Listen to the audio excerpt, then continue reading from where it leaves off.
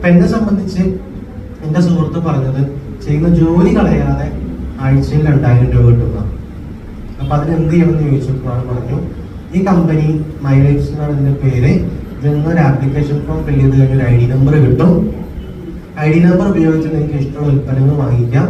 Wholesale വിലയ്ക്ക് വാങ്ങിച്ച ഉൽപ്പന്നങ്ങൾ MRPക്ക് വിൽക്കാം. അതിന്റെ ലാഭം കിട്ടും. കുറെ എന്തൊക്കെയോ പറഞ്ഞു. സത്യം പറഞ്ഞിട്ടൊന്നും മനസ്സിലായില്ല. പക്ഷെ ഒരു കാര്യം മനസ്സിലായി, ആഴ്ച 2000 കിട്ടും. അപ്പൊ ഞാൻ നേരെ കണക്കൂട്ടി, മാസത്തിൽ 4 ആഴ്ച ഉണ്ട് അല്ലേ? 4 ആഴ്ച ഇല്ലേ? കുറഞ്ഞത് 4 ഉണ്ട്, കൂടി 5 ഉണ്ടല്ലേ?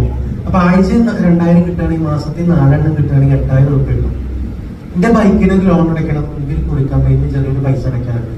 ഇത് രണ്ടിനും 1000 എന്ത് ചെയ്യണ്ട, കടം വാങ്ങിക്കാൻ പോകണ്ട എന്ന് മനസ്സിലാക്കിയിട്ട് ഈ ഉൽപ്പന്നം വാങ്ങിക്കാനൊന്നും കയ്യിൽ കാശൊന്നും ഇല്ല. ID ഒക്കെ അടിച്ചു വലിയ രസത്തില്. എന്നിട്ട് ആൾക്കാരെ 1000 2000 ഒക്കെ സ്വരൂപിച്ച് 2016 ഓഗസ്റ്റ് മാസം 14-ാം തീയതി ഒരു 10000 രൂപ ഉണ്ടാക്കിയിട്ട് ഈ പല കളർ പ്രോഡക്റ്റ്, പല വേസ്റ്റും കുളിക്കുന്ന സോപ്പൊക്കെ വാങ്ങിച്ച് വീട്ടിൽ കൊണ്ടുവരുമ്പോൾ ഒറ്റ ചിന്തയുള്ളത് എങ്ങനെയെങ്കിലും വിറ്റിട്ട് മേടിച്ച കടം വീട്ടണം. ആരുടെ കടം? ഞാൻ കുറെ ആൾക്കാരെ 1000 2000 മേടിച്ചിട്ടുണ്ടല്ലോ, ഇത് വീട്ടണമല്ലോ. അങ്ങനെ വീട്ടിലെത്തിയിട്ട് ഭാര്യയോട് പറഞ്ഞ് ബിസിനസ് തുടങ്ങിയിട്ടുണ്ട്. ഉടനെ ഭാര്യ എന്റെ മുഖത്തോട്ട് ചിരിച്ചിട്ട് ചോദിച്ചു, രാവിലെ 7 മണിക്ക് നിങ്ങൾ കൂലി എന്റെ മനുഷ്യനാണ്, വൈകിട്ട് 7 തിരിച്ച് ജോലി കഴിഞ്ഞെത്തുമ്പോൾ പിന്നെ ആകെ കൂടി ഒരു 1.5 മണിക്കൂറാണ് കുടുംബത്തിൽ കിട്ടുന്നത്. അപ്പൊ അതിന് ഇരുട്ടായില്ലേ? അപ്പൊ ഈ രാത്രി സമയത്ത് നിങ്ങൾക്ക് എവിടെ നേരം കിട്ടുന്നത്? ഇതിനൊക്കെ ഈ ബിസിനസ് ചെയ്യാൻ പറ്റുമോ എന്നൊക്കെ ചോദിച്ച് ആദ്യം തന്നെ എന്റെ ഗ്യാസ് കളഞ്ഞു. കാരണം നമ്മൾ ഏറ്റവും കൂടെ നിൽക്കുന്ന ആൾക്കാർ നെഗറ്റീവ് പറഞ്ഞാൽ എങ്ങനെ ഉണ്ടാവും?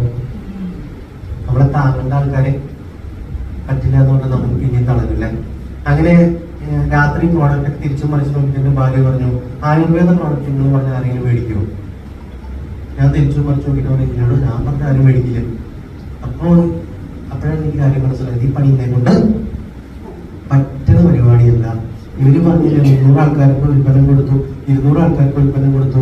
ഞാൻ നിങ്ങളെ വളരെ ആദരവോട് കൂടിയിട്ട് അഭിനന്ദിക്കണം. നല്ലൊരു കയ്യടി കൊടുത്തവർക്ക്.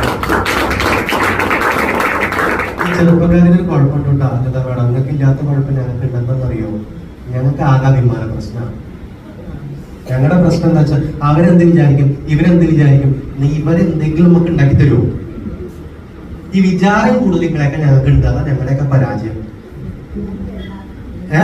ഇങ്ങക്ക് അങ്ങനത്തെ ഒരു ചിന്തയില്ല, ഈ ചിന്ത കൂടിയിട്ട് പോയി.